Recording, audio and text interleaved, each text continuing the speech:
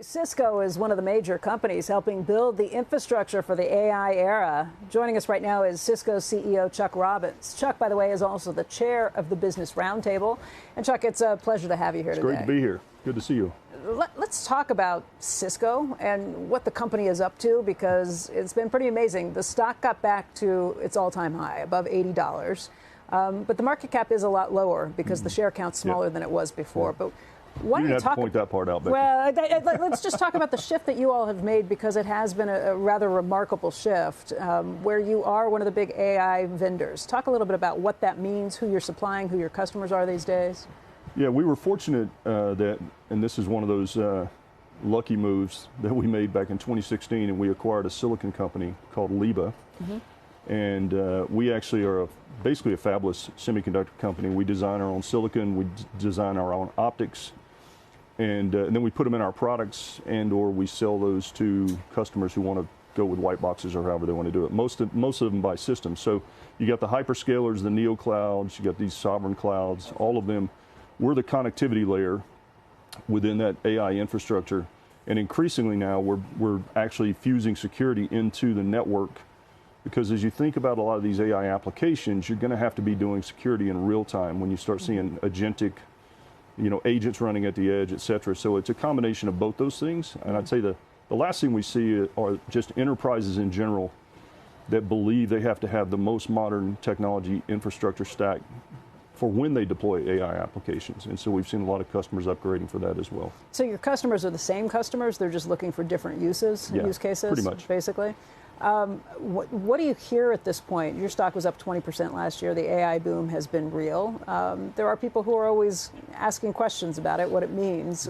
What do you hear from your customers at this point? How are you feeling about 2026?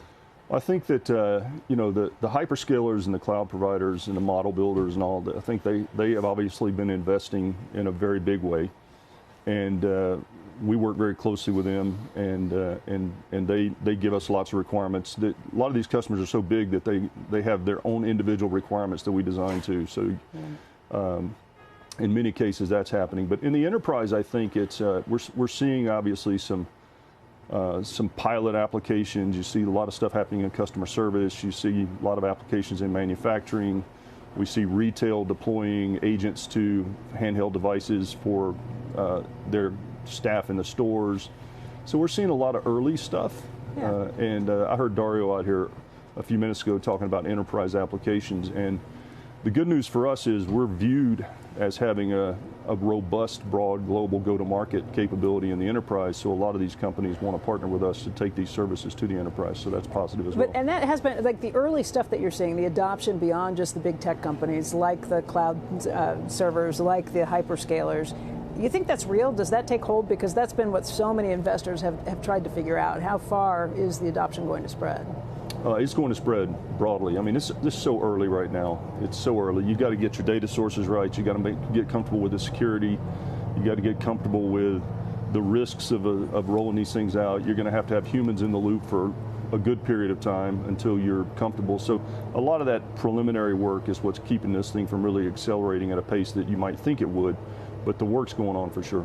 You're wearing two hats here, not just as a Cisco CEO, but also as the head of the Business Roundtable. Right. And there's, I don't think it's too much to say all eyes of the world are focused on the World Economic Forum this week, particularly today. Heck of a lot of eyes. Particularly today with the arrival of President Trump.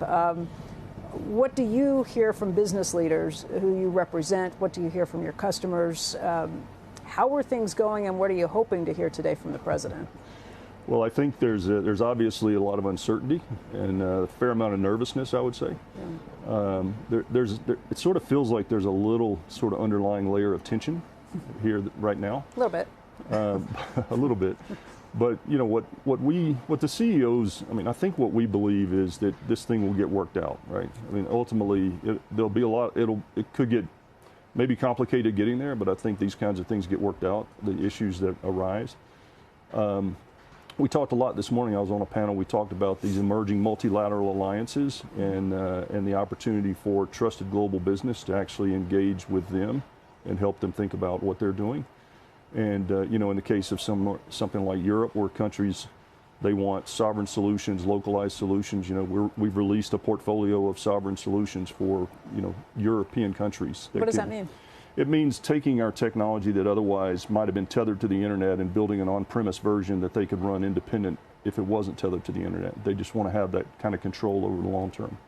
So I think it's changing the world for sure. What's Chuck, going on? Is the anxiety and nervousness about the resumption of some trade issues with, i.e. tariffs from what happens with trying to acquire Greenland? Is it about a concern that there might be a use of force by the president, or at least an attempt to use force? I think it's probably all the above. It's the existing if that tariffs. were off the table, go back to if none of this was happening, there were no arguments with Jay Powell, things like that. How about the expensing and the big beautiful bill and the deregulation and the $59 oil and the trade deals and the capital inflows for the rest of all of it's amazing. It's good stuff. It really is. And I think times it's the worst. I think even if we hadn't had what's happened in the last 2 weeks, there'd be a lot more calmness here, and we'd be talking about trade. You know, they don't. All these countries want to get these trade deals done, get them done, get. Do you think there's a permanence to the trade deals? Do you think? I mean, when you look at even what's happening with tariffs, and we don't know what the Supreme Court's ultimately going to say, but do you think to yourself, the next 10 years, this is the new world order? I think there's permanence of reduction of trade barriers, and if tariffs are the tool that are being used to do that, I think that's probably permanent. But there's probably other ways for those trade barriers to disappear as well. Like what? Well, like if you have restrictions in a country where you'll only buy if you're manufactured there. Right. I mean that you could easily change your policy. Right. That wouldn't require tariffs, but sometimes tariffs might lead to that policy being changed.